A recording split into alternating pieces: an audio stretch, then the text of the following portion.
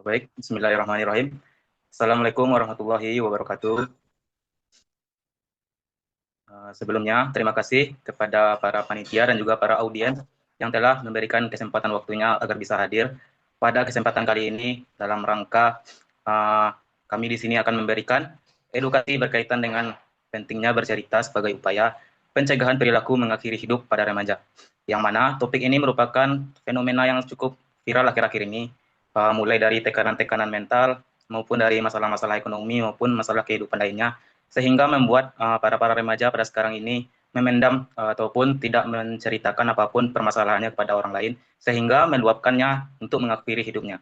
Nah, pada kesempatan kali ini, diharapkan kami para panitia juga kepada para audiens dapat memberikan motivasi atau manfaat berkaitan dengan materi ini agar dapat lebih peduli lagi terhadap kehidupan sosial di sekitar kita. Oke, baik. Mungkin bisa langsung saja kita mulai pembahasannya. Dimulai oleh pemateri pertama. Dipersilakan kepada pemateri pertama untuk menyampaikan apa saja yang berkaitan dengan pentingnya bercerita dalam mengatasi untuk mengurangi perilaku mengakhiri kehidupan ini. Dipersilakan. Baik, terima kasih kepada moderator. Saya sebagai pemateri pertama yaitu akan menjelaskan terkait latar belakang presentasi pada kali ini. Oke, masa remaja merupakan salah satu fase perkembangan yang sangat penting dalam kehidupan seseorang. Pada fase ini terjadi berbagai perubahan baik secara fisik, emosional, sosial, maupun psikologis. Selain menghadapi perubahan tersebut, remaja dan mahasiswa juga sering mendapatkan berbagai tekanan, seperti tuntutan akademik yang tinggi, masalah keluarga, konflik dengan teman, hingga pengaruh media sosial. Tapi apabila tekanan-tekanan tersebut tidak dikelola dengan baik, maka dapat berdampak pada kesehatan mental. Dampaknya bisa juga berupa stres, kecemasan, kehilangan motivasi, bahkan muncul perasaan putus asa. Oleh karena itu, penting bagi kita untuk memahami cara menjaga kesehatan mental sejak dini. Salah satunya melalui komunikasi yang sehat dan keberanian untuk bercerita kepada orang lain. Namun pada kenyataannya, masih banyak orang yang memilih untuk memendam masalahnya sendiri. Hal ini dapat kita lihat pada fakta di sekitar kita.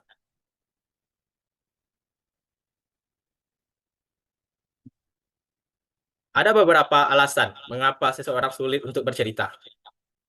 Misalnya takut dihakimi oleh orang lain, malu dianggap lemah, merasa tidak akan dipahami, atau khawatir menjadi beban oleh orang lain.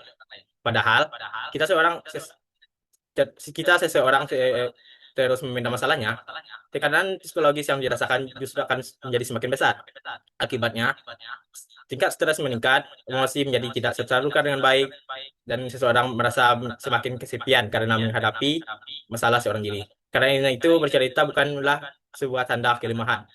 Justru menjadi justru dengan seseorang bercerita, itu akan mengurangi beban pikiran dan memperoleh dukungan dari orang lain.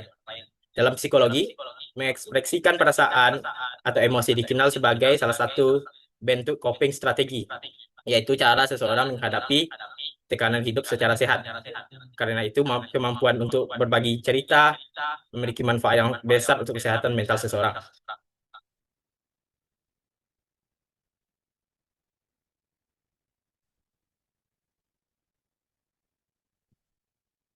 Nah, remaja dan mahasiswa merupakan kelompok yang cukup rentan mengalami tekanan mental.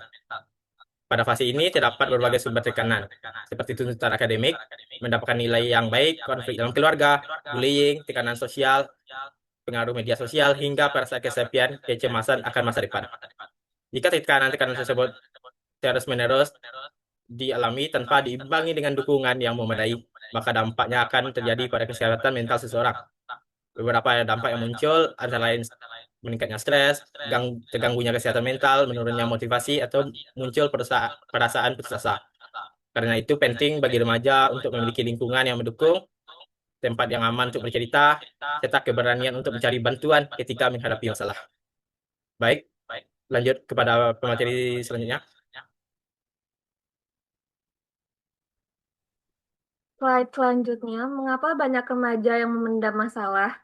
Pada slide ini dijelaskan, banyak remaja memilih memendam masalah daripada bercerita. Beberapa penyebabnya yaitu takut dianggap lemah, takut dihakimi oleh orang lain, malu untuk mencari bantuan, tidak memiliki tempat yang aman untuk bercerita, serta kurangnya edukasi mengenai kesehatan mental. Padahal ketika masalah terus dipendam, dampaknya bisa cukup serius. Tekanan emosional dapat meningkat, seseorang menjadi lebih terisolasi dari lingkungan sosial, bahkan dapat muncul perilaku yang menyakiti diri sendiri. Oleh karena itu, penting bagi remaja untuk memiliki ruang yang aman dan nyaman untuk mengekspresikan perasaan mereka. Next slide.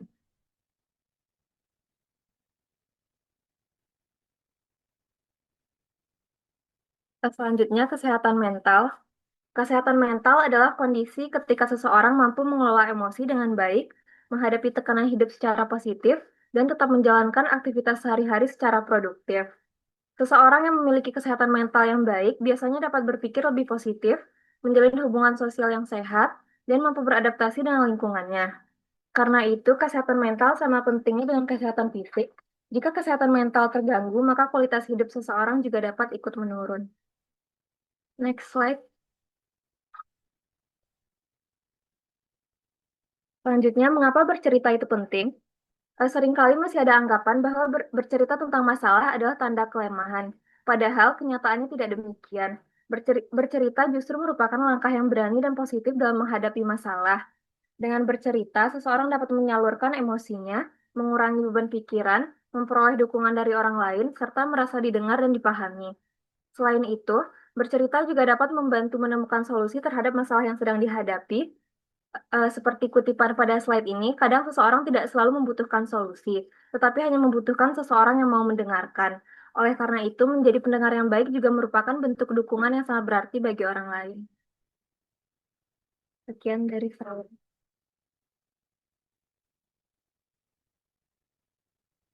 Baik, materi selanjutnya yaitu self-disclosure. Self-disclosure atau keterbukaan diri merupakan kemampuan seseorang untuk mengungkapkan perasaan, pikiran, serta pengalaman pribadi kepada orang lain yang dipercaya. Keterbukaan diri menjadi salah satu bentuk komunikasi yang penting dalam kehidupan sosial karena membantu individu mengekspresikan apa yang dirasa secara jujur dan terbuka. Ketika kita mampu terbuka kepada orang lain, kita tidak hanya meringankan beban pikiran tetapi juga mempererat hubungan antar sesama. Adapun dampak positif dari self disclosure ada 4, yaitu yang pertama hubungan menjadi lebih sehat karena keterbukaan membangun kepercayaan antar individu. Kedua, mengurangi stres karena perasaan yang terpendam bisa tersalurkan dengan baik. Ketiga, meningkatkan kesehatan mental karena kita menanggung beban sendirian. Dan yang terakhir yaitu membangun rasa percaya karena saling terbuka menciptakan ikatan yang lebih kuat. Jadi jangan takut untuk terbuka kepada orang yang kalian percaya ya teman-teman.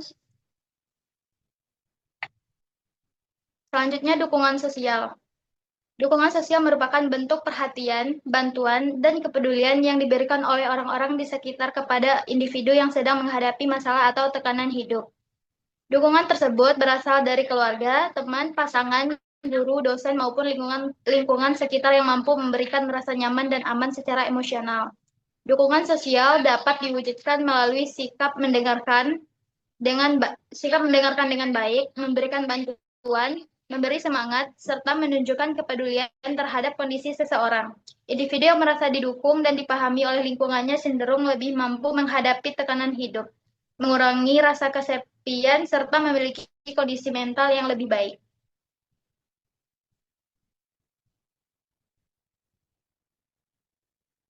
Tanda seseorang sedang tidak baik-baik saja. Adapun hal yang perlu kita perhatikan, seseorang yang mengalami tekanan mental biasanya menunjukkan perubahan perilaku maupun emosional seperti menarik diri dari lingkungan, mudah sedih atau marah, kehilangan semangat, sulit tidur, merasa putus asa, dan sering merasa sendirian. Perubahan tersebut perlu diperhatikan sebagai bentuk kepedulian terhadap diri sendiri maupun orang lain. Jadi jangan abaikan perubahan kecil karena perhatian sederhana dapat sangat berarti bagi seseorang.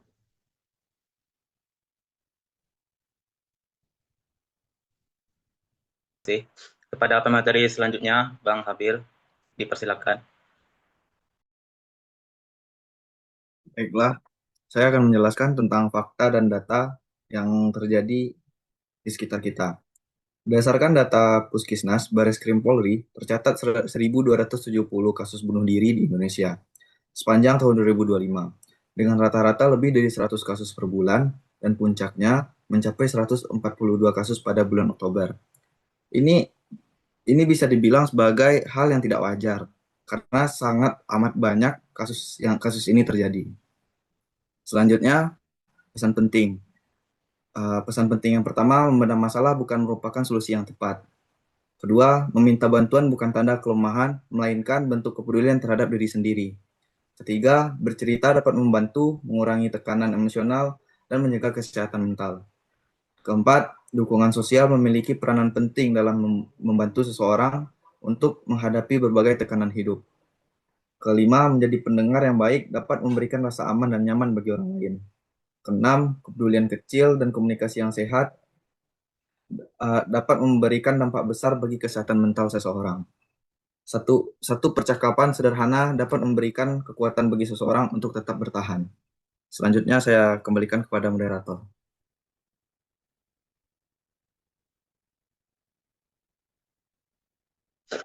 Baik, terima kasih kepada para pemateri yang telah menyampaikan hal-hal yang berkaitan untuk memberikan motivasi ataupun penjelasan agar fenomena untuk mengakhiri hidup ini bisa berkurang, terutama di kalangan masyarakat dan sosial.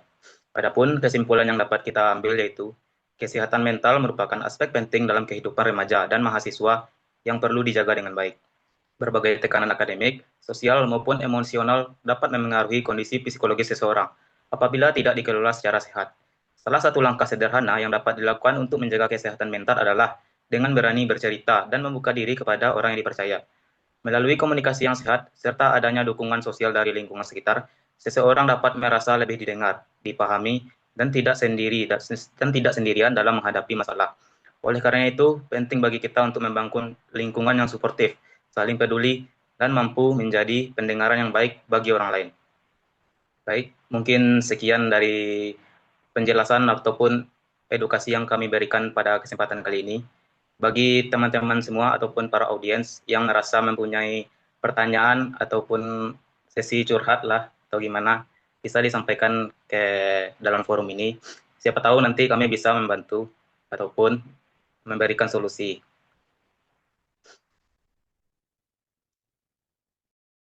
Apakah ada teman-teman yang ingin ditanyakan ataupun permasalahan dalam kehidupannya yang mungkin cukup sulit untuk diceritakan? Mana tahu kami kan bisa membantu.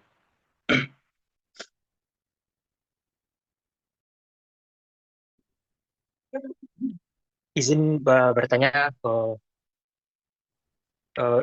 terkait materi dari edukasi tadi.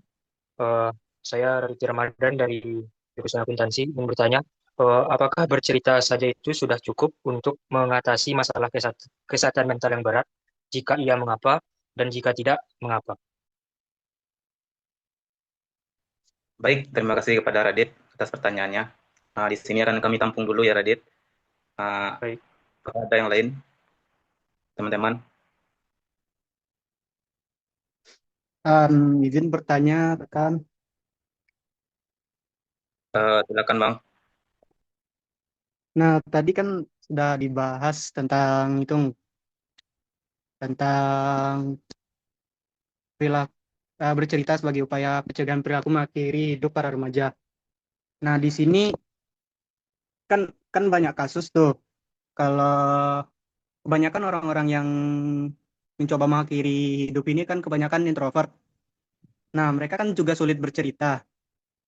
Nah, bagaimana kita sebagai orang yang melakukan pencegahan bisa menggapai orang-orang yang sulit untuk diajak bercerita itu ya. Sekian, itu saja. Terima kasih. Bang Farel atas pertanyaannya. Mungkin dari teman-teman yang lain, apakah masih ada pertanyaan ataupun hal-hal yang lainnya yang ingin disampaikan? Izin kepada Muhammad Zafran, apakah masih bisa untuk bertanya lagi? Silakan bertanya. Perkenalkan, nama saya Putri Tasya Dewita. Jadi di sini saya akan menanyakan tentang tuntunan akademik, bullying, dan tekanan sosial diidentifikasikan sebagai pemicu utama tekanan mental pada remaja dan mahasiswa. Mengingat prestasi ini dibuat dalam konteks universitas, pertanyaan ini itu apa langkah konkret dan sistematik apa yang seharusnya diambil oleh institusi pendidikan, bukan hanya individu, untuk menyediakan ruang aman yang dijamin kerahasiaannya bagi mahasiswa. Baik, terima kasih atas pertanyaannya. Di sini kami akan mencoba untuk menjawabnya satu-satu. Mungkin kepada rekan-rekan panitia sudah ada jawabannya. Jika sudah, silakan dijawab. Atau di sini saya ingin mencoba menjawab pertanyaan dari Bang Farel tadi. Bagaimana caranya kita merangkul para orang-orang introvert untuk mencegah fenomena-fenomena berkaitan dengan mengakhiri hidup ini. Karena sebagian orang kan juga sulit untuk bercerita, ya kan Bang? Jadi menurut saya di sini Bang, untuk mencegah hal ini kita harus PK terhadap lingkungan sekitar kita. Jadi kita itu bisa menilai karakter atau sifat-sifat dari orang-orang di sekitar kita. Jika orang di sekitar kita itu kebanyakan diam dan sulit untuk berkomunikasi atau dikucilkan, kita bisa merangkulnya Bang. Kita bisa memberikan semangat atau motivasi ataupun mencoba memberikan ruang aman bagi mereka Bang, agar bisa kita itu bisa untuk mendapatkan relasi bagi orang yang introvert itu dan juga kita mendapatkan faktor-faktor sosial gitu Bang. Jadi masalahnya bukan hanya pada diri individu orang itu saja, jadi pada faktor-faktor eksternal seperti dari diri kita sendiri juga harus PK terhadap lingkungan sekitar. Barangkali terhadap kepekaan kita ini itu dan kita merangkul orang itu mau bercerita terhadap kita. Karena pada suatu kasus saya sendiri juga mendapati hal-hal tersebut di dalam kehidupan saya. Jadi dengan kita berusaha untuk bercerita ataupun merangkul orang itu pasti mau bercerita terhadap kita. Cuman kembali lagi kita tidak bisa mengontrol sepenuhnya. Kita hanya bisa mengontrol hal-hal yang menurut kita saja dan itu dikembalikan kepada diri masing-masing lagi, pada para individu masing-masing lagi. Mungkin itu saja Bang. Kalau mungkin ada yang lain bisa Bang. Baik, terima kasih dari pemateri. Penjelasannya sangat jelas itu. Saya juga sudah paham bagaimana cara-cara bisa dapat kita merangkul para teman-teman kita yang introvert agar tidak mencoba untuk mengakhiri dirinya. Mungkin itu saja. Terima kasih untuk pemateri. Baik, sama-sama Bang. Mungkin kepada pertanyaan-pertanyaan lain itu bisa segera dijawab kepada para panitia karena keterbatasan waktu juga kan. Baik, saya akan menjawab pertanyaan dari Radit. Jadi dari pertanyaan Radit, menurut saya dengan bercerita belum cukup untuk menjaga kesehatan mental, walaupun bercerita itu sendiri memang sangat membantu.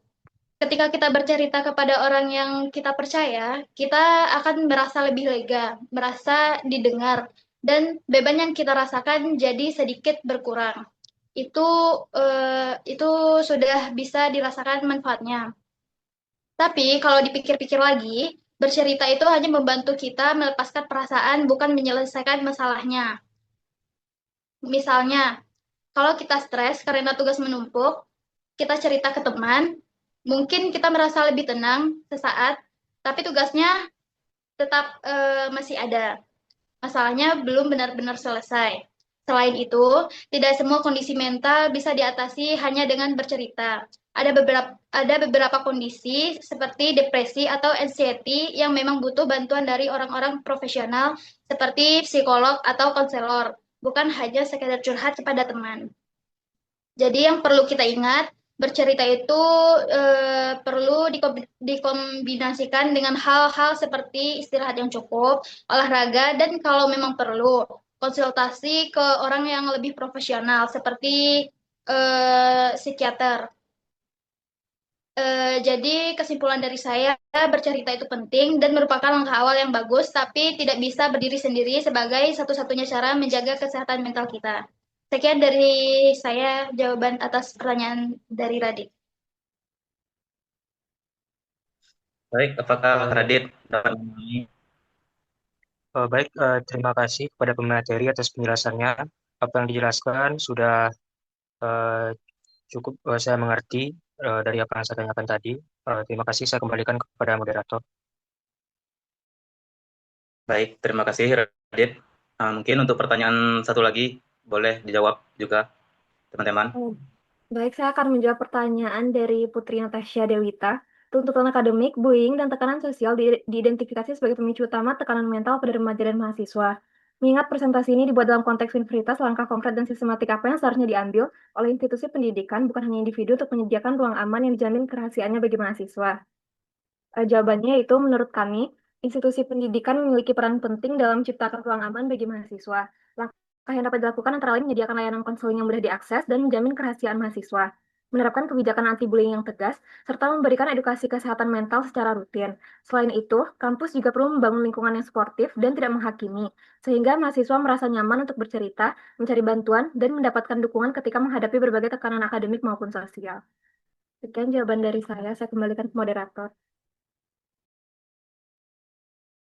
Apakah kepada Putri memahami apa yang jawaban diberikan oleh pemateri? Terima kasih. Saya sudah cukup memahami jawaban dari kelompok kalian. Baik, terima kasih kepada para audiens dan juga para yang sudah bertanya, para pihak yang sudah bertanya. Di sini kami sangat mengapresiasi segala bentuk kontribusi para audiens dan juga panitia atas kesempatan kali ini.